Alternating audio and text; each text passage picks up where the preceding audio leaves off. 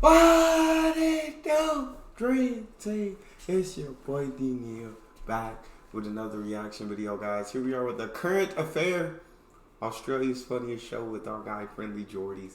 Before we dive in, make sure you subscribe to the channel, ring the notification bell, get a video a thumbs up so it gets suggested.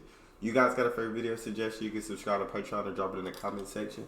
What we got? I know that in this busy workaday world of you spending the last year at home, you have lost track of the important things in life, which is sitting around with your mates watching a current affair, getting stoned. Such a f***ing shit show, hey? Yeah. Would you go Tracy though? Yeah, probably. And so I'm here to fill the gap. That's right, I've 2.0'd your friends. You don't need them, you just need me, Friendly Jimmy's. Subscribe today! It's just a simple blue van, but it's caused an almighty blue between Will and Rob. Will says Rob offered to fix his van in exchange for some work, but Rob only did half the job, and when we paid him a visit, well, his language got a bit blue too. God, it is truly incredible that all these people that you used to think, and your parents still do, are the height of journalistic integrity, Hamish McDonald, Tracy Grimshaw, all of them seem to rhyme words a lot. Like they're babysitting kids in primary school. Having said that though, I do like the fact that a current affair really isn't pretending to be anything that it's not. It is very refreshing. Why else would you watch anything else? Except of course the occasional check-in on the project to see what the loony left are up to these days. Oh Lord. People look at me, they laugh. Look at that idiot driving with only half a colour van. He is an idiot. Look, come on, him, you, and current affair. Followed by the smartest man on earth. Seriously though, I know obviously from the setup that man has ripped that guy off by not painting the other half of his van. Yes. But it's never occurred to him to just paint the other half instead of driving around going, pretty self-conscious about this and there's no way out of it at all. Well, what are you complaining for? You got the job for free. You got half of what a paying customer gets. And then he asked if I had a job. Told him I didn't have a job, looking for one. Happy to do anything, everything. He turned around and said, first month, don't worry about getting paid because I'll respray the van for the work that you do on the first month. Ah, so I ripped you off. Sorry, I should have refrained from commenting halfway through a sentence. No, you've had enough time to speak. I do think that that's very unfortunate. I will say this. Did you expect anything else from the insane midget that tried to fly kick a bikie? And here is one thing, Rob. He did, bikie. The guy just seemed like so sad when he said like people laugh at me when they see me with a hand painted man. That's terrible. That's terrible. But yeah, worst comes to worst, I try to paint the other half of the van. Rob doesn't seem to do by halves, going from 0 to 100 in seconds. Will doesn't come to work. Will doesn't do anything. When you do get Will to do something, he does half a job. Now, off. He's got a disability, Rob. Why? This guy should get out of the spray painting business and just pick up where G.G. Allen left off. I would pay top dollar to go into a theatre of live for one night only. Drunk Bilbo Baggins. You know what shits me about you fucking Aussies? The fact that you thought it was Lamington. Why are you laughing? Our security guard is forced to step in as Rob goes rogue. Go on, off. Yeah, he was forced to step in because you're obviously a pussy. Just take the beating for the views. I would. Why not just claim what he's owed, fix his van, and be done with it? He's not owed anything. Do you treat all your workers like this? Yeah, I do. Because I pick idiots. I feel...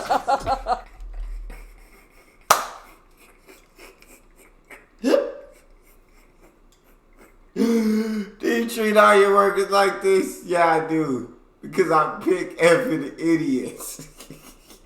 Look, let's be honest. What is the difference between this man and your dad?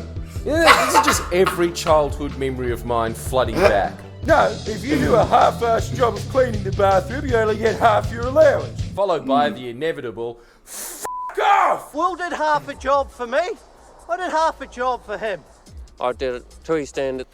Okay, we're starting to get to the point of this. They're really trying to get to that 8-minute mark, aren't they? Honestly, a current affair is worse than us YouTubers trying to get to 8 minutes. Rob, I'm going to get my car done. Will you give me 50% off, given this is the job you do? I wouldn't do a job for you. What about your other customers? See, this is a classic divide between comedians everywhere. The guy that comes with prepared material versus the off-the-cuff guy. And you're seeing two great examples of it, back to back. I love this country. Subscribe to this channel if you do as well. It's the most patriotic one there is. We make fun of the Prime Minister in about 50% of the videos. Will was here. No more losers in my share. You really call a disabled young man a loser? Loser-free zone? Why am I watching Noam Chomsky videos? This guy understands how the world works in such better detail. Losers are fucking Will's not disabled. He's got all I'm more disabled than he is.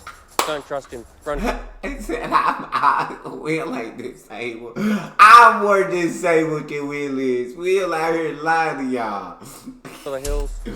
Him, you, and your current affair. Well, as always, you've given me a lot to think about at current affair. Let's go to your next video because I don't feel satiated enough yet intellectually. First, how far would you go to protect your family and your home? These Very people far. are so afraid of crime in their suburb, they say they have no choice but to arm themselves with deadly weapons. Are they going too far? Well, the guys that look like that they should be working for Blue Haven Pools holding nunchucks and a crossbow, I'm going to hazard a guess and say no, they are not paranoid at all. Also, is that the helicopter pilot from Mad Max? So that's where he went after his long illustrious career in Australian film. The outer suburbs of Melbourne, who'd have guessed? Joe tells us his favourite movie is Wolf Creek, which isn't surprising considering he dips his arrows in mercury and battery acid to inflict maximum pain on his victims. That way, even if you only nick your target, you know they're going to die 5 days later, excruciating death. No matter what, they're not going to get away. Holy f***, he is from Mad Max. It's claimed 6 have been burgled in the past fortnight alone. George had his ute stolen and wallet. Now he sleeps in the lounge room and barricades his doors with logs. What is the difference between Syria and Melbourne these days? Log booby traps. Those left hook turns are really f***ing with your head, aren't they? You picked the wrong neighborhood to mess with, and definitely the wrong person. Yeah, that guy looks like a tough customer. Someone's friend that they frequently go bowling with in a sitcom that you see on 7 Mate at 1 p.m. Hey everyone, it's Dave! Woo! Joe's arsenal is highly dangerous. Nah, hey, leave Will. I'm telling you right now, Will a problem. Don't go messing with Will. Don't go messing with his house, bro. Leave Will alone. My boy just looked like he's playing no games, and he said even if I only nick you, he dip it in mercury and battery acid. So either way, you're gonna die an excruciating death. You feel me? Sheesh. And potentially deadly. The only threat James poses is perhaps to himself.